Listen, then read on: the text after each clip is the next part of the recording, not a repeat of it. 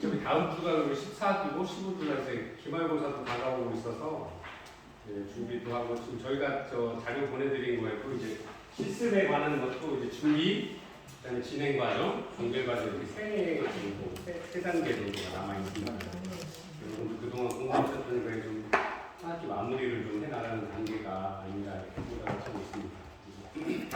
현장 실습이라는 게 지금 준비하시면서도 잘 아시는 것처럼 행정적인 부분들이 좀 많이 따를 수밖에 없습니다. 자격증 발급과 관련된 부분들이 많아서 행정에 어떤 실수가 있으면 또 나중에 발급 과정에서 문제가 되기도 하고 그런 부분들을 어떻게 이제 실습 전체가 어떻게 진행되는지, 그다음에 실습 전에 준비해야 되는 것들이 좀 어떤 게 있는지 이렇게 해서 한번 같이 공부해 보도록 하겠습니다. 혹시 그 보내드렸던 그 강의 자료는 한 번씩 보셨나요? 예. 그래서 오늘 저 실습 전에 좀 이루어져야 되는 선행 과정들이 어떤 게 있는지, 그다음에 실습에 들어가면서 이제 저희가 현장에 실습을 하러 오신 분들 많이 이렇게 좀 여쭤보면, 아니면 초기 오리엔테이션 때 물어보면 사회복지사라는 직업을 어떻게 생각하는지, 사회복지사가 어떤 일을 하는지, 그리고 자기가 이렇게 전공 중에서도 사회복지가 굉장히 분야가 넓잖아요. 생애주기별로 다 필요한 어떤 부분들에 대한 복지 정책을 진행을 해 나가다 보니까, 그래서 그런 부분들에 대해서 어느 부분을 좀 자기가 관심이 있는지를 잘 모르고 그냥 이렇게 학교에서 실습해야 된다라고 그러니까 그냥 실습은 해야 되는구나, 그래서 못 구해서 밀려오기도 하고, 아니면 관심도 없는데 친구들하고 어울려서 오기도 하고, 아직 좀 공부를 좀 해오면서도 방향을 자기 관심 있는 분야에 대해서 정하지 못하고 오는 경우들이 많이 있더라고요. 그러다 보니까 실제로는 준비해야 될 사항들, 아니면 스스로 좀 내용적으로 좀 이해를 하고 가야 될 부분들이 있는데, 그런 부분들에 대한 어떤 사전 준비가 좀 미흡한 경우들이 많이 있어요. 그래서 오늘 행정적인 부분, 그다음에 학교에서 해야 될 부분, 또 학생 스스로 준비해야 될 부분들 한번 다 같이 보도록 하겠습니다. 그다음에 이제 마지막으로 실습에 관해서도 몇 년 전에는 좀 교재에 잘 나와 있는 것처럼 허위로 이렇게 자격증 발급 전문화 과정이 되면서 2008년에 되면서 1997년에 되면서 2004년부터 되면서 좀 허위로 이렇게 하는 경우들도 많았어요. 왜냐하면 초창기에 좀 어려움들이 있어서 관리 감독이 좀 허술한 틈을 이용해서 했던, 지금은 교재에 나와 있는 것처럼 뭐 허위 실습 같은 거는 꿈도 꿀 수 없고요. 왜냐하면 이제 전산으로 다 처리를 하기 때문에 여러분들이 만약 뭐 허위를 하고 한다 그러면 그게 반드시 어딘가에서는 걸려요. 그래서 여러분들 내년 학교에서 또 보고하는 거, 기관에서 보고하는 거, 또 그다음에 보건복지부에서, 그러니까 그 사회복지사협회에서 자격증을 발급하는 과정, 다시 또 리체크하는 과정에서 전산상으로 어딘가가 좀 문제가 생기면 그걸 이제 확인해 보다 보면 꼭 그런 허위 실습을 하고 나는 경우들은 발견이 되기 때문에 지금 뭐 그렇게 심각하게 허위 실습을 한다는 문제를 이전처럼 그런 상황은 볼 수 없고, 다만 현장의 실습 과정에서 좀 부족한 부분들, 그다음에 오리엔테이션이라든가 아니면 현장 실습에서 배워야 될 부분들을 충분히 경험을 하고 오셔야 되는데 그렇지 않은 부분들이 좀 문제들이 되고 있다. 그래서 지금은 허위 실습에 관한 부분들보다는 현장 실습의 내용들을 어떻게 형식적인 게 아니라 교육의 질을 얼마나 높여줄 거냐 하는 부분들에 좀 많은 관심을 가지고 진행을 해 나가고 있습니다. 그래서 사회복지사협회에서도 이제 해마다 일정 기간 이후에 한 4년 정도를 텀을 두고, 그 다음에 이제 어떻게 그 지침들을 계속 개정해서 발표하고 그 지침에 따라서 현장 실습을 할 수 있도록 그런 규정들을 하고 있습니다. 그래서 오늘 이제 실제로 실습 전에 이루어져야 되는 선행 과정들을 보면 이제 행정적인 부분인 거죠. 그 다음에 실습 기관에서의 준비해야 될 부분들. 그 다음에 교육기관, 우리 이제 대학 교육기관인데 여러분들 이제 대학에서 하시면 평생교육 과정을 거쳐서 오시는 분들도 계시고, 아니면 본인이 학종은행을 따서 학종은행에서 학종을 이수를 하고 실습을 오시기도 하고 하는데, 내용은 거의 비슷합니다만 이 2017년 현장 실습 내용 교재고 최신 교재입니다. 그래서 지난 시간에 공부를 하셨던 것처럼 어쨌든 실습 기관들도 사회복지사협의회에 실습 기관으로 등록을 해야 이제 학생분들이 거기 가서 실습을 하실 수 있도록 전산으로 처리가 다 되어 있습니다. 그래서 그러한 부분들에 대한 것들이 설명이 좀 되어 있고요. 시습기관에서는 어쨌든 자기 기관이 등록 시스템 안에 등록이 되어 있어야 되죠. 그래 학생들을 받을 수가 있는 시스템들 지도 교수로서 아니면 지도 감독자로서 이런 기관들을 등록을 해서 학생들을 받을 수 있고 그런 것들을 이제 공지를 하게 됩니다. 왜냐하면 사회복지사협회나 아니면 학교 교내에서도 그런 자료를 공부를 해서 시습 어디로 가는지 일단 내용들을 등록되어 있는 기관들을 쫙 공개를 해주거든요. 그래서 그 중에서 지역에 가깝고 또 자기가 관심 있는 분야에서 시습을 할 수 있는 부분들은 이제 이 공지들을 통해서 알 수 있게 되죠. 그리고 만약에 이런 공지를 통해서 학생들이 시습 프로파일은 뭐냐면 여러분들이 이제 하면 이력서 요즘 흔히 하면 뭐 취업을 하거나 하면 자기소개서 그다음에 뭐 지원 사유서 뭐 이런 거 작성하시죠? 예. 그런 것들을 좀 프로파일이라고 하는데 초기 자료들을 프로파일이라고 하는데 학생들이 이제 그런 초기 자료들을 기관에 해당 기관에 접수를 하시게 되는 거죠.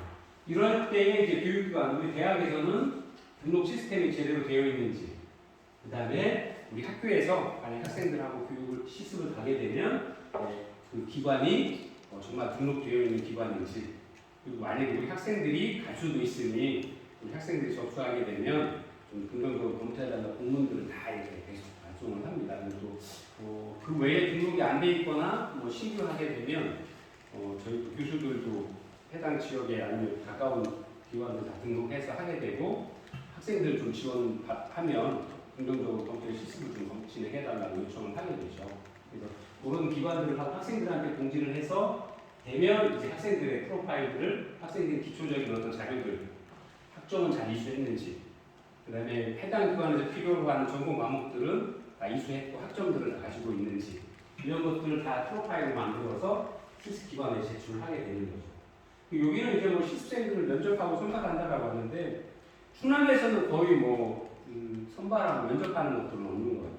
거의 이제 학생분들이 가셔서 시습 가능한지 물어보고 하는 과정들을 이제 의미를 하는 것 같은데 서울이나 경기도 같은 경우는 뭐 경쟁률이 많죠. 기반에 비해서 학생들이 많으니까.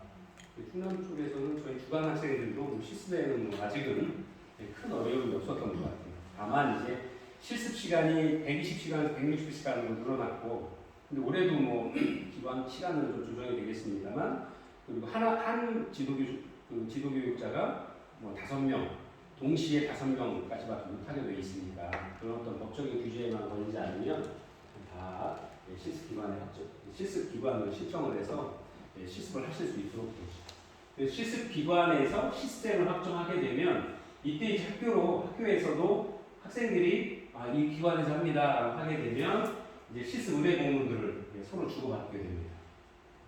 그리고 그렇게 되면 이제 수락서 오케이 학생들이 여기서 실습을 해도 좋습니다라고 하게 되면 실습 교육기관으로 확정을 해서 실습 지도가 되고 교육기관에서도 그다음에 해당 기관에서도 실습을 진행을 하게 됩니다. 그래서 초기에 오리엔테이션 하고요. 조금 이따가 설명을 드릴 건데 중간에 또 중간 평가도 하죠. 그다음에 저희 기관 같은 경우에는 중간에 그 학생들하고 실습 세미나도 하고 한 2주 정도가 지나면 해당 클라이언트하고 아니면 해당 케이스를 가지고 사례 관리를 해요. 그래서 학생들이 다 모여서 서로 자기가 하는 케이스 어떻게 하는지 그 다음에 그리고 지도감독자가 슈퍼비전을 주고 아니면 전문가들도 좀 모셔다가 같이 해서 또 학생들끼리 동료 슈퍼비전도 하고 그래서 그런 시간들을 하루 정도 갖고 그 실습 시간도 인정을 해주고 있거든요. 그래서 그런 거 중간에도 하고 이제 나중에 종결 시에는 또 종결 평가도 하고 그 다음에 또 나중에 저희는 이제 기관에 대한 만족도 평가도 합니다. 학생들이 실습 과정 중에서 기관의 어떤 실습 과정에서 좀 개선돼야 될 부분이거나 아니면 학생들이 좀 불리한 부분들이 있는지 전체적으로 지도감독자들이 지도하는 과정들 아니면 슈퍼비전을 주는 과정들이 적정했는지에 대한 평가도 하죠. 그래서 그 다음에 왜냐하면 저희가 왜 그런 것들을 하냐면 어떻게 보면 평가가 좀 이렇게 좀 거추장스러운 게 아니라 좀 이렇게 다소 불편할 수는 있는데 그렇지 않으면 우리 기관에 대한 냉정한 평가를 받을 수가 없어요. 그죠? 그래서 클라이언트들이 만족 서비스 만족도 평가하듯이 어쨌든 저희 기관에서 학생들이 와서 실습을 하면 그분들도 저희 학생들이 저희 입장에서는 클라이언트잖아요. 그럼 그분들이 만족도 조사를 반드시 해야 저희가 시스템을 잘 규정대로 하고는 있지만 어디 정도 개선하거나 보완해야 될 부분들은 없는지, 그리고 혹시 우리 직원들이 학생분들한테 대할 때 좀 부족한 부분은 없는지, 그리고 학생과 같이 할 때 클라이언트에게 좀 불편을 끼친 건 없는지, 이런 부분들을 자꾸 점검하고 개선해 나갈 수 있어야 저희가 이제 저희 기관도 발전할 수 있는 거니까 학생만 현장 실습을 하는 게 아니라 기관도 함께 성장할 수 있어야 되잖아요. 이게 기회를 위해서. 그래서 저희는 그 뒤에 이제 종합 평가가 끝나면 그 실습을 했던 학생들이 다시 이제 모여서 마지막 시간에 이제 기관에 대한 평가도 하고 자기 만족도 조사 같이 하도록 의무적으로 하고 있습니다.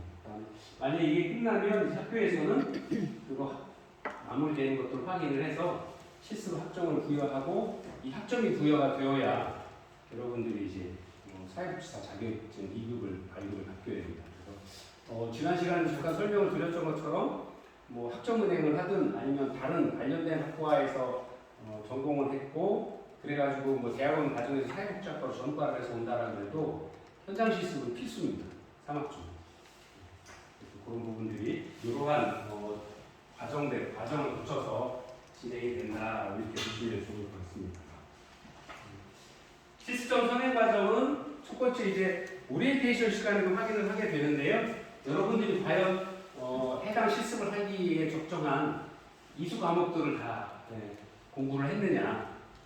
보통 한 지금 8가지, 9가지, 지금 늘어서 14가지까지 늘어났죠. 자격증 시험 보려고 그러면. 그런 것들 확인이 될 수 있고, 근데 그런 부분들은 어쨌든 저희가 그 대학, 일반 정규대학들은 커리큘럼상에 다 넣어놨어요. 학부 과정 중에. 근데 일부 뭐 학점은행대를 가신다거나 뭐 평생교육을 가신다거나 그럴 때 그런 부분들에서 혹시 좀 빠진 부분들은 없는지. 왜냐하면 학점은행대 같은 자기가 관련된 다른 교과목들을 벌써 선행학습을 하셨던 거잖아요. 근데 그 중에서 좀 잘못 자기가 결정을 해서 판단해서 아니면 학점 위주를 덜해서 부족한 부분은 없는지 확인하는 과정들을 거치게 되어 있고요. 두 번째가 실습기관, 세 번째가 학교에서의 실습기관과의 행정 업무, 그 다음에 실습에 관한 사전 공부, 그 다음에 학교에서 그리고 실습기관에 대한 사전 정보라든가 과정들을 좀 잘 알 수 있도록 하는 것들이 좀 필요하다는 게 보여집니다. 보통 이제 그 과목들을 보면 여러분들 공부하신 거 다 생각나시나요? 네. 사회복지 개론, 인간행동과 사회환경, 사회복지 실천론, 사회복지 실천 기술론, 지역사회복지론, 또 정책론, 사회복지 윤리와 철학, 사회복지 조사론, 프로그램 개발과 평가 등에서 한 지금 14과목, 필수과목 14과목으로 늘었죠. 그 다음에 만약에 실습 기관의 기준에 따라서 뭐 영유아 전공이냐, 영유아 대상으로 하는 기관이냐, 아니면 노인 기관이냐, 청장노층이냐에 따라서 해당 그 기관에서 좀 더 요구하는, 아니면 우리 기관에서 실습생들은 요 학과 전공들, 영유아 교육학과, 아니면 특수교육학과, 영유아 특수보육과, 그 다음에 노인복지를 전공하는 사람들, 뭐 이렇게 제한을 둘 수도 있게 되죠. 그래서 그렇지 않다라 그러면 필요한 기관의 특성에 따라서 여러 가지 필요한 과목들을 하게 되죠. 의료사회사업은 정신보건사회복지론, 이 부분은 정신보건사회복지사입니다. 우리가 흔히 이야기한 게 이제 전문화됐다라고 말씀드렸잖아요. 일반적인 사회복지사, 그다음에 의료사회복지사, 이게 이제 정신보건 사회복지사라고 하죠. 또 학교사회사업복지사이시죠. 그다음에 군사회복지사. 그래서 군과 관련된 사회복지사, 군 현장에서 상담을 하거나 군 부대에 들어가서 장병들을 교육하는, 전문 장병들을 교육하는 사회복지사 선생님들이 계시거든요. 그다음에 요새 이제 문제사병이라고 하죠. 부적응사병, 문제사병이라고 했다가 이제 부적응사병이라고 하는데, 부적응사병들 군대에서 사고 나면 안 되니까 그 친구들 이제 교육하고 상담하고 하는 분들은 군사의 복지론, 군에서 하는 그 교육 그런 과목들도 별도로 좀 이수를 한 사람들이 그런 걸 하죠. 아니면 군 생활을 좀 오래 하셔서 그런 부분들을 다 이해할 수 있는 어떤 그 경력 증명을 부여주거나 해야 됩니다. 그래야 이제 그 해당 기관에서 실습을 하는 경우들도 있습니다. 그래서 그러한 어떤 기관의 특성에 따라서 다양한 과목들에 필수 추가 이수 과목 공부를 할 수 있다라는 것들을 알 수 있을 것 같습니다. 그래서 이제 이러한 실습 현장에서는 뭐 실습을 세미나 하도록 되어 있는데요. 여러분들이 이제 실습 가시기 전에 하게 되는데 가장 중요한 게 기관을 학교의 입장에서는 학생들을 충분히 교육해서 실습을 나간다고 하는데 기관의 입장에서 보면 뭐가 제일 문제가 될 것 같아요? 첫째 오리엔테이션 시간이요. 학생들한테 인사 잘하기 싫어요. 저희 기관 같은 경우는 물론 저희 직원들이 늘 인사하니까 다 당연히 따라서 오다 보면 다 인사도 잘하고 뭐 하시는데 대개의 경우 좀 기관의 규모가 크거나 직원이 많은 기관들은 저도 초기에 다른 기관들을 많이 상담을 다니면서 보면 제가 이렇게 처음 갔는데도 기관의 사무실을 열기도 하는데 저한테 인사하는 사람 하나 없는 기관도 많아요. 오 그러시죠? 네. 사회복지기관이 그래요. 마치 보험사에 이제 보험 청구하는 것 같아요. 그런 데는 콜센터 직원이라도 안녕하세요 어서 오세요 병원 꼭 해보세요 잠깐 앉아계시면 해드릴게 하는데 의외로 사회복지기관에 들어가면 자기 일 하느라고 바쁘고 하는 거 해서 인사도 없는 기관도 많아요. 평가관님에도 불구하고 제가 감사하러 가는 감사관인데도 저한테 인사하는 사람 없는 기관. 그럴까요? 아니 저 인상이 좀 안 좋은가? 그래서 저희 기관에 같은 경우는 첫 번째 우리 사회복지사라고 그러면 기본을 좀 누군가를 좀 이렇게 일으켜 세우려고 하고 자립하려고 하는 사람이면 일단 스스로에 대해서 좀 자유스러워야 되고 거리낌이 없어야 되고 그 거리낌이 없다는 표현은 누구를 보든 인사할 수 있고 만약에 슬퍼하거나 어려운 사람이 있으면 손잡아 줄 수 있는 사람이어야 된다는 생각을 하거든요. 스스로 누구든 보면 저희는 요새 너무 심해서 문만 열려도 와서 꼭 인사하고 나가는 직원들이 생겼어요. 야 그렇게까지는 하지 마. 그래도 네. 근데 저도 이렇게 밖에 외근 나갔다 들어가면 벌써 안녕하세요 하고 근데 제가 반사경을 달아줬어요. 저희가 계단으로 돼 있어서 안 보이니까 반사경 보면 밑에 누가 온 거 보이게. 그래서 안 그러면 막 둥 뛰어나와서 막 위에서 내려보고 계시니까. 근데 들어오시는 클라이언트나 상담하러 오신 분들 다 보면 그 첫 인사에 기관에 대한 인상이 너무 좋았다.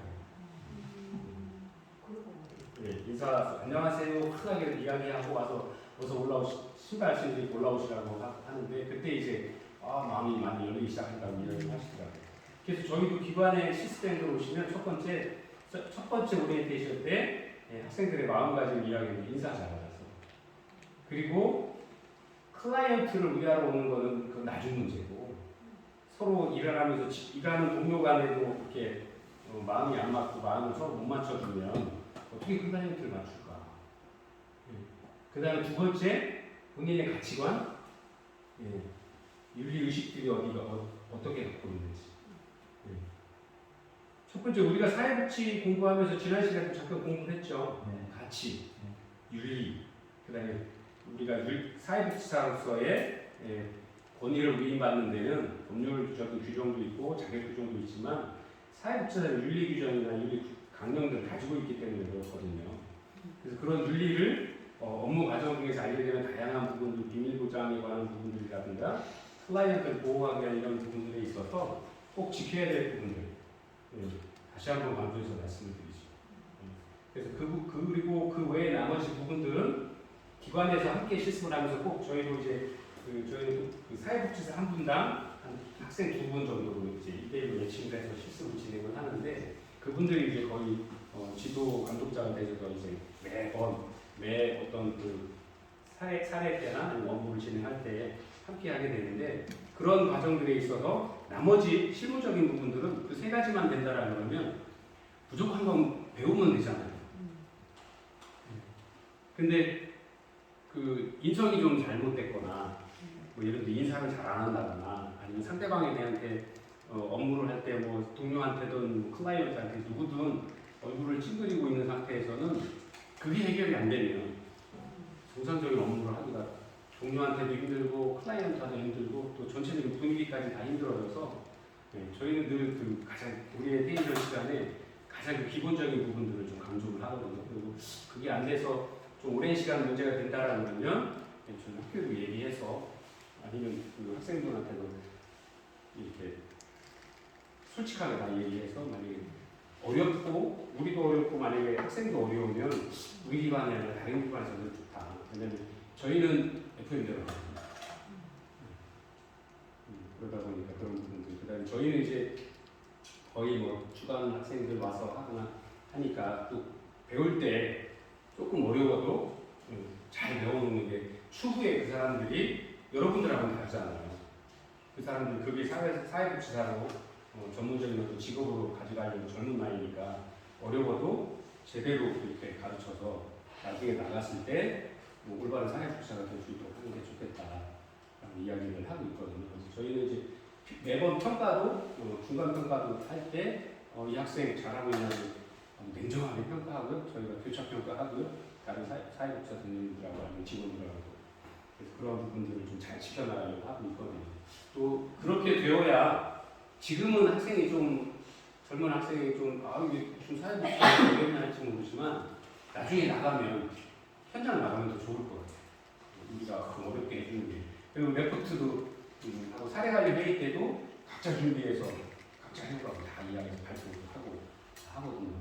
그거에 발표한 거에 대한 지도와 슈퍼비전도 다 해주고 저희 사회복지사 선생님들 일하시는 거 똑같이 많이 어려워하긴 하는데 네, 끝날 때 나갈 때는 너무 좋았다고 이야기를 했는데 중간은 힘들었다라고 하는데 무슨 대학교 레포트 낼 때보다 더 힘들었다고 하는데 현장 일이 당연히 어렵죠. 처음이니까. 근데 그게 어느 정도 이렇게 숙달되면 어렵지 않은데 그게 처음에 이렇게 맞춰가는 게 어려운 거죠. 그래서 그런 부분들, 그 다음에 법과 제도에 관한 부분들, 또 기관의 특성에 따라서 만나게 되는 클라이언트의 특성들, 그리고 클라이언트를 만날 때 우리가 BS텍의 관계의 원칙 실천론이나 실천 기술론에서 다 배우셨어도 막상 현장에 나오시면 우리가 일상이 그렇게 안 되어 있었잖아요. 훈련되어 있지 않았었잖아요. 그러다 보면 또 이제 클라이언트에 대해서 여러 가지 알게 되는 정보나 이런 부분들에 대해서도 하고 또 부적절한 관계를 맺게 된다거나 아니면 또 클라이언트가 너무 감사하다고 나가서 차 한잔 하자고 하는데도 거절하지 못하고 예 하다가 또 이렇게 하시게 되고 그래서 공과사도 구별을 하셔야 되는 이런 부분들 관계 원칙에서 정확히 원칙대로 따라가서 하는 부분들을 강조하고 교육도 해드리고 하고 있죠. 안 그럴 것 같죠? 실제 그렇게 많이 생겨요. 그리고 실습 기관에서의 오리엔테이션 때에도 이제 우리 기관에 대한 정보를 충분히 드려야 되는 거죠. 그래서 우리 기관은 뭐 아침에 오실 때는 어떻게 오고 위치는 화장실의 위치는 어디고 식당 위치는 어디고 상담소 위치는 어디고 만약에 하게 되면 근무할 위치는 여기고 이렇게 다 이제 기관 시설이나 또 자리나 아니 업무에 대한 안내도 충분히 이루어져야 되겠죠. 그 다음에 실습 기관이나 연락 후 실습에 대한 구두심이라든가 아니면 과정의 업무 절차에 대해서 충분히 알려드려야 되죠. 만약 우리가 뭐 문제점이나 아니면 잘 모르겠거나 뭐 어떤 부분들 어떤 어려움이 생겼을 때 누구랑 이야기를 해야 되는지 그런 것들을 충분히 알려드려야 되죠.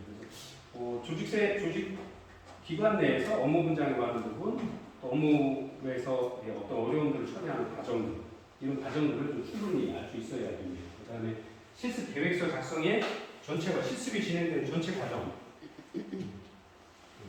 그 다음에 실습생들 프로파일 써야 되잖아요.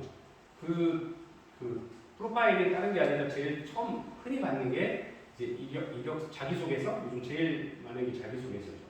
이따 양식도 하나 보내드릴 건데 그래서 자기소개서에 관한 것도 사회복지사 협회에서 자기소개서는 이렇게 쓰면 좋겠습니다고 통일을 시켰어요. 왜냐하면 각 기관마다 다르게 요구하고 아니면 작성하는 학생들도 다르게 하니까 아주 통일을 해버렸죠. 간단하게 쓰실 수 있도록.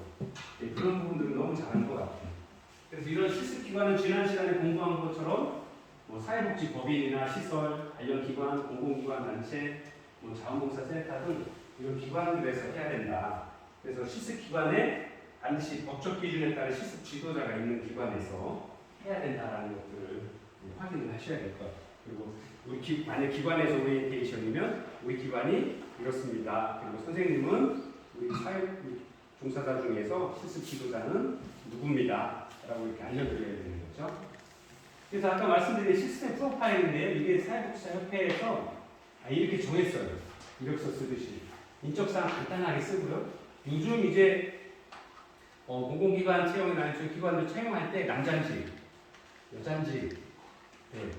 나이를 별도로 눌러서 생년월일 정도는 쓰게 하지만 이렇게 굳이 안 쓴다고 해도 뭐라고 하지 않아요. 그리고 그 부모님이 뭐 하시는지 옛날에 뭐 초본 등록까지 다 떼우고 했잖아요. 그런 거 없어요. 네. 그 다음에 혹시 또 다른 어떤 종교적인 신념이나 뭐 이런 것들 때문에 이런 게 있어서 자기가 쓰기 싫은 부분들이 있다거나 아니면 밝히기 싫은 부분이 있다라 그러면 그런 부분들은 뭐 크게 안 쓰게 하도록 하고 있죠. 그 다음에 이수 전공 과목, 자기가 전공한 과목들이 어떤 과목들은 이수를 했는지 아니면 현재 공부를 하고 진행 중인지, 그 다음에 자신이 가진 경력, 사회복지를 전공하게 된 동기, 실습 기반의 선택 이유, 그 다음에 실습을 통해서 이루고자 하는, 성취하고자 하는 목표, 이 정도로 해서 간단하게 프로파일을 작성하도록 하고 있죠. 그래서 이런 것들이 아예 기본으로 제공이 돼 있어요. 여러분들도 작성하고 계신가요? 네. 네. 봤어요. 네, 다르지 않죠? 네. 그렇게 되면 이제 학교에서 이제 실습 문해서를 아니면 본인이 실습 문해서를 이런 양식에 의해서 작성해 내고, 또 학교에서도 기관의 실습 신청서를 이런 양식에 의해서 다 보내도록 되어 있습니다. 그래서 나중에 여러분들 저거 하실 때 조심하셔야 되는 게 여기 실습 지도 교수. 여기 지난번에 잠깐 말씀드렸죠? 작년, 재작년 모 학교에서 졸업생들이 사회복지 자격증을 못 가져가신 일이 있어요. 6개월 걸렸어요. 졸업하고 6개월 후에 받아가지고. 왜냐면 이 실습 지도 교수가 규정이 딱 정해져 있어요. 이 자격에 대해서 석박사 이상으로 석박사 전공한 학사나 석사에 전공할 때 동일하게 사회복지학으로 전공을 한 사람으로 뭐 교육 경력 5년 이상 아니면 현장에도 3년 이상 아니면 석사 학사를 가졌으면 뭐 이렇게 자격이 딱 규정이 되어 있어요.